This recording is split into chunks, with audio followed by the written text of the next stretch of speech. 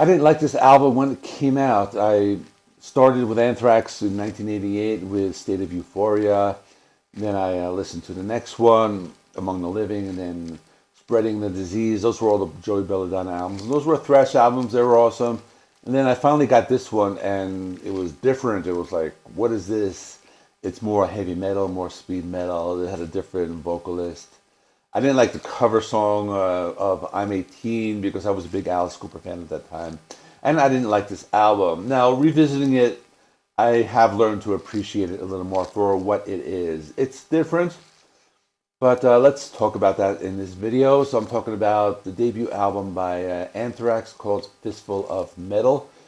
Released in January of 1984. I don't have an exact date, so let's just say January. Released on Megaforce Records and Music for Nations International. So now for some history. They formed in 1981 in New York City by schoolmates Dan Lilker and Scott Ian. The initial lineup included Lilker on bass, Ian on guitar, and vocalist Neil Turbin. Drummer Charlie Renanti and lead guitarist Dan Spitz joined in 1983. It was recorded at Pyramid Sound Studios in Ithaca, New York. Produced by Carl Canedy. Drummer in the Rods.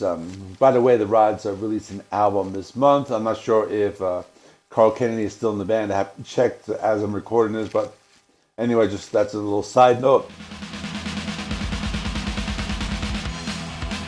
The band has gone through several lineup changes. The original members, Neil Turbin and Dan Lilker, were replaced after the album. And then another guy came in named Matt Fallon. He was replaced by Turbin, and then he was later succeeded by Joey Belladonna, who most of us know from Anthrax. Frank Bello actually replaced Lilker. He was one of the original bass players of Anthrax. So there were some controversies here. Former guitarist Greg Walls claimed he was not credited for significant songwriting contributions. There were disputes around the departure of Neil Turbin from the band, and Lilker's firing and replacement by Frank Bello was kind of controversial, being that Lilker was one of the original members.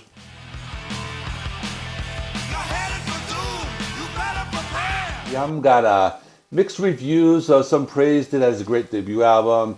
There was some criticism for lacking originality. I'm going to talk about that later. I did find a lot of songs were kind of reminiscent of songs that had already come out. And it's also recognized as an early example of thrash metal, and this contributed to New York's metal scene. Let's go through the tracks now. I don't want to spend too much on the history. So let's start with Death Rider. This is the opening track. I read a few comments comparing it to Hit the Lights by Metallica, so that's where kind of the unoriginality aspect comes in. It's more a speed metal song. The vocals reminded me more of a band like Metal Church. Production is very raw, but very entertaining song. Metal Thrashing Mad is next. This was an early version of a song. They re-recorded it with Joey Belladonna, and really good song. I like Joey's version better, but it's a good example of some early thrash metal. It has that classic theme, singing about being we're metal, like that. Read a few comments comparing it to Judas Priest, and I can hear the influence, especially you hear Rob Halford's influence in the vocals with a lot of the screams.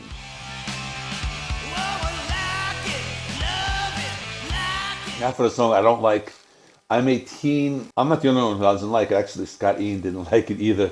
He refused to play in it.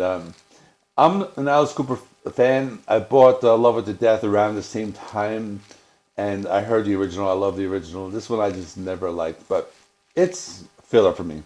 And by the way, Dan Spitz did all the guitars in this because, like I said, Scott Ian just said, I'm not playing on this. Then we got the song Panic. This one's fast. It has a cool neoclassical sound. That's cool. It's energetic. It has a classic speed metal sound. And I heard an Iron Maiden influence in the part right after the solo. It's a pretty good, underrated track.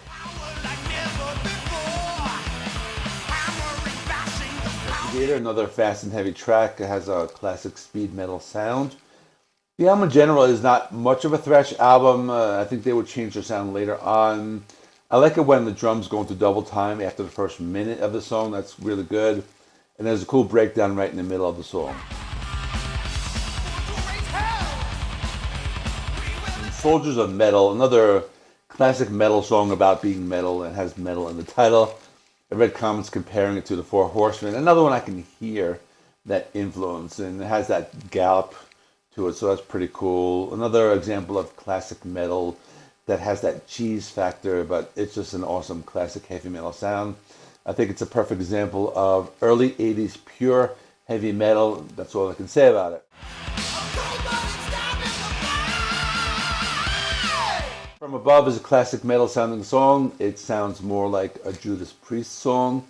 Read a few comments comparing it to Stained Class. This one's good. It has speed and energy. Song's about fighter jets, so it always makes me think of like Iron Maiden. That's pretty cool.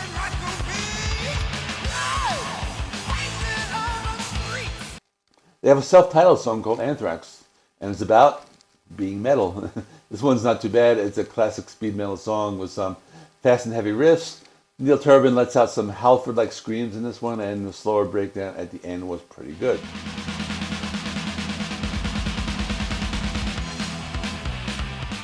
Across the River is a short instrumental. It's fast and heavy. There's a part that sounds neoclassical, but the rest is speed metal, and kind of goes into Howling Fury. Song. This one sounds closer to the sound they would have later on. This was more of a thrash metal sound. I like this one a lot. It has a cool like groove in the rhythm. This one is good, has melodic parts, and this is one of the very like cheesy songs. I'm not really sure what it's about. It's something about going into the woods and someone gets killed. The Howling Furies. I don't know if it's like a pack of wolves or something like that. But anyway, it's a fun song. And that's pretty much it. If you're a fan of Anthrax, check out my latest review of State of Euphoria. I did that not long ago. I'll put that one right here. Please like this video. It helps me with the YouTube algorithm. Please subscribe if you have not already.